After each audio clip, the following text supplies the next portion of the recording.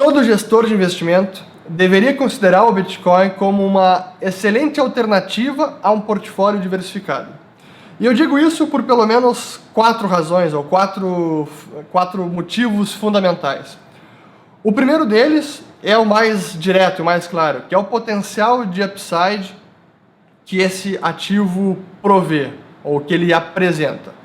E isso basta fazer uma análise rápida de oferta e demanda. E quando a gente analisa um ativo para investimento, um ativo como o Bitcoin, e a gente analisa a ótica da oferta e demanda, pelo menos metade dessa equação está resolvida, porque do lado da oferta não há incertezas, não há dúvidas quanto à quantidade de Bitcoins que podem ser criados durante toda a vida do sistema. Então, tudo que pode ser criado, o total de Bitcoins que podem ser criados durante toda a sua vida e a taxa de criação, ou seja, como essa oferta vai crescer ao longo do tempo, tudo isso já está dado. Então, dos 21 milhões de Bitcoins que podem ser criados, 16 milhões e 200 mil, mais ou menos, já foram criados e já estão em circulação. E o restante, praticamente 95% de toda essa oferta, vai ser criada até 2021, 2022.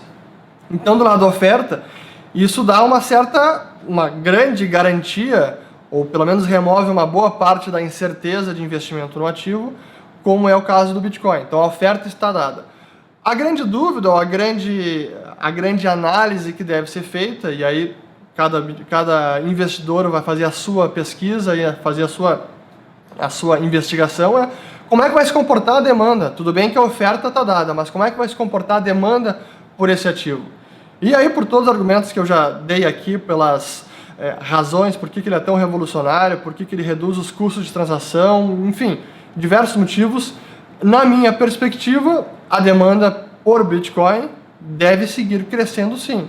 Então, por isso que eu digo que o potencial de upside para esse ativo, para o Bitcoin, é bastante elevado. E por isso eu acho que essa é a primeira razão pela qual todo gestor de investimento deveria considerar alocar alguma parte, aí cada um vai definir quanto, se é 5%, se é 2%, se é 10%, depende do perfil de risco de cada um, mas acho que cada um deve considerar como uma parte da alocação em um portfólio diversificado.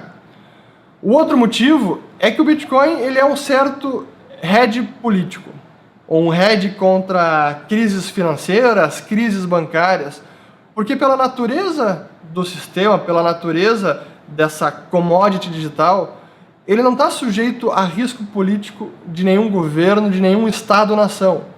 Não há como nenhum governo conseguir inflacionar a oferta de Bitcoin para socorrer sistemas bancários ou para cobrir gasto de governo imprimindo moeda.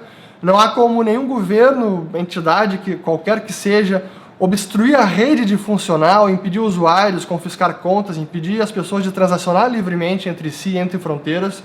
Isso não há como ser feito. Então, em momentos de turbulência, de incerteza política, de incerteza de crises financeiras, incertezas econômicas, especialmente no momento de mercado que a gente está vivendo agora, com todas essas, o aumento da incerteza, do risco político, digamos, com Trump, com Europa, euro se desintegrando, tudo isso são fatores que levam ao Bitcoin a ser cada vez mais reconhecido como, de fato, um hedge político.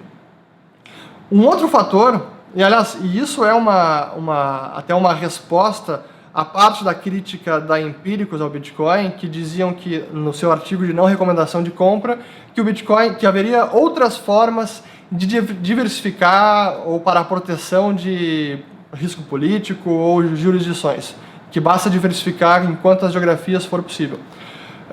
Mas o fato é que não existe nenhum ativo que realmente esteja imune a risco político como o Bitcoin. Porque por mais que você diversifique em várias jurisdições, todas elas, seja uma ação, seja uma moeda estrangeira, seja um título soberano, um bônus de dívida, todos esses ativos invariavelmente vão sofrer algum tipo de risco político ou estão mais sujeitos a esse risco. E o Bitcoin, no caso, não. Então, nesse quesito, sim, ele é único no mundo no que tange a risco político. O ouro também poderia ser considerado? Sim. Mas como o ouro não consegue ter, digamos, não pode ser usado com toda a sua plenitude sem um terceiro, sem um banco, sem embutir o risco da contraparte, né? Porque não adianta, a gente não consegue transferir ouro para qualquer pessoa, em qualquer lugar do mundo, em qualquer quantia, sem utilizar, seja um navio, um cargueiro ou caminhão para transferir fisicamente, ou usando uma casa de liquidação em que apenas a custódia, a titularidade do ativo é transferida sem precisar da logística de transferência física. Então o ouro, sim, mas ainda está mais sujeito a esses riscos do que o Bitcoin. Esse, então, é o segundo ponto. O terceiro ponto, pelo qual eu acho que qualquer gestor, ou todo gestor, deveria considerar o Bitcoin seriamente, é que ele também oferece a custódia por conta própria. Isso significa que no Bitcoin não é preciso recorrer a um terceiro, a um intermediário, a uma casa de armazenagem, a um banco, a qualquer ente que seja responsável por uma tarefa delegada de custódia e de armazenamento de um ativo, como é o caso do ouro, como seria o caso de dinheiro em espécie ou dinheiro eletrônico, que é no caso em bancos. O Bitcoin oferece a alternativa, ou a opção, para quem assim desejar, de custódia por conta própria. Então a gente acaba não incorrendo no risco ou não introduzindo o risco da contraparte, que esse é um dos grandes problemas no mercado e no sistema financeiro, é o risco da contraparte, e foi um dos grandes problemas, ou talvez dos grandes gatilhos da crise financeira de 2008, que o risco da contraparte estava presente por todos os lados e acabou levando à derrocada de vários players, sendo que no centro do sistema estava o AIG, que seria uma contraparte que estava segurando quase todos os bancos contra os defaults, ou contra a moratória das hipotecas imobiliárias. Mas enfim, então esse é outro grande motivo, o terceiro motivo pelo qual o Bitcoin oferece uma alternativa. Ele pode ser custodiado por conta própria, sem recorrer à contraparte. E por fim, porque o Bitcoin, e esse é a quarta razão essencial, é que ele tem se mostrado um ativo que não tem correlação com nenhum outro. Então, quando o ouro sobe, o Bitcoin não sobe junto, ou quando cai o yield dos títulos americanos, o preço do Bitcoin não sobe junto. Ele não tem mostrado nenhuma correlação positiva ou direta com nenhum outro ativo tradicional, nem com ações, nem com títulos de dívida, nem com commodity como ouro.